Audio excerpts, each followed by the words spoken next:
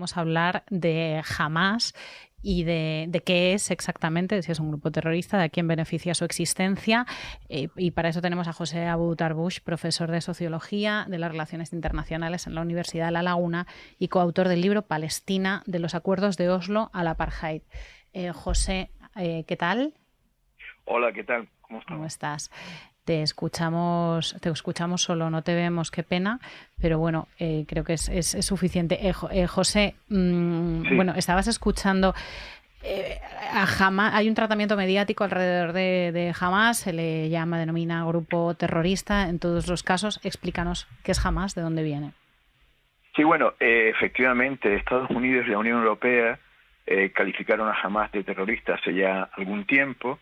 Curiosamente fue después de que Hamás ganara unas elecciones propiciadas también por esa misma comunidad internacional, por Estados Unidos, en el contexto de la guerra contra el terrorismo y en el contexto de la segunda intifada del 2000-2005.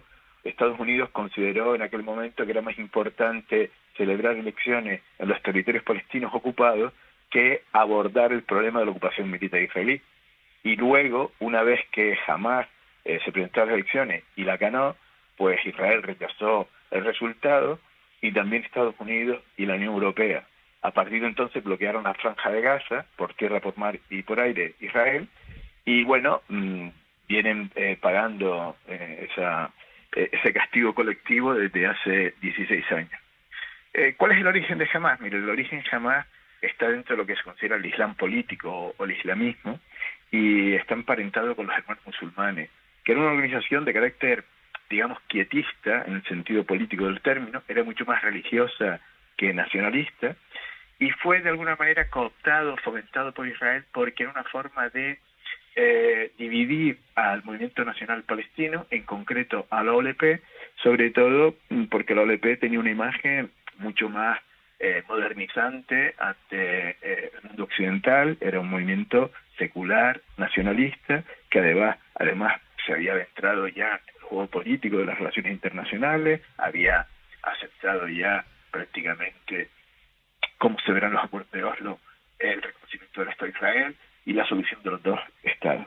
Sin embargo, Hamás O se sea, va perdón, a... José, que te Sí, interrumpa un segundo. O sea, que sí, lo que quieres decir es que a Israel le convenía un interlocutor radicalizado, ¿no? En vez efectivamente, de es un decir, interlocutor moderado, que Israel propició tener un sí, interlocutor menos sí, sí, sí. aceptado. Sí. Claro, es decir, era un movimiento de carácter mucho más religioso que nacionalista y por tanto, digamos, mucho más reacio al reconocimiento del Estado de Israel y Ujú. partidario, sobre todo a partir de la primera intifada, de una resistencia armada a la ocupación israelí e incluso luego, posteriormente, se opuso a los acuerdos de Oslo intentó sabotearlos mediante una serie de atentados que eran aprovechados por Netanyahu u otros para la excusa perfecta de paralizar el proceso, con objeto de acabar con dicho proceso. Y en ese sentido, la estrategia de Netanyahu, y esto lo recoge incluso la propia prensa israelí durante estos días, ¿verdad?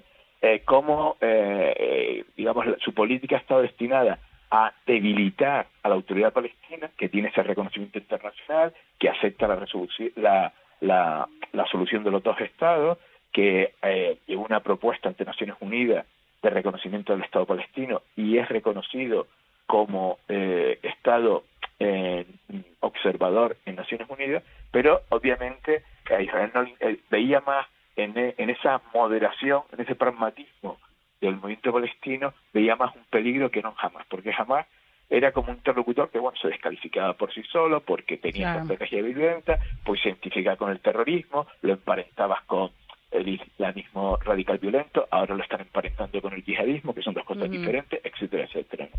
Y esto es un poco la historia. ¿Esa política cómo la has conseguido? Hombre, tú bloqueas. A ver, si tú tratas a la gente como bestias, al final terminan comportándose como tal, ¿no? Es Ujú. decir, el terrorismo o la violencia del colonizado es, digamos, sustancial o está en sintonía con la violencia del colonizador. Si tratas a la gente mal, no espere un trato mejor.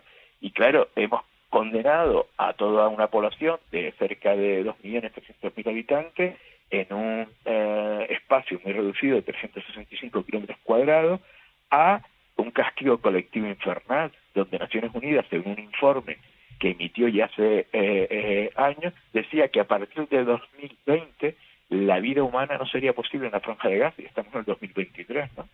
Es decir, esta es la situación que ha cosechado Israel. De hecho, ahora hay algunos estrategas israelíes que están revisando y se muestran críticos, diciendo que la política de bloqueo a la Franja de Gaza era contraproducente, que lo que iba a hacer era fomentar la radicalización, ese atrincheramiento, y que por tanto tampoco han logrado sortear, ¿verdad?, los temas de seguridad, porque la Franja de Gaza, desde el punto de vista israelí, se ha convertido en un territorio hostil desde entonces. Saldremos Mejores con Inés Hernán y Nerea Pérez de las Heras, todos los miércoles en Podium Podcast.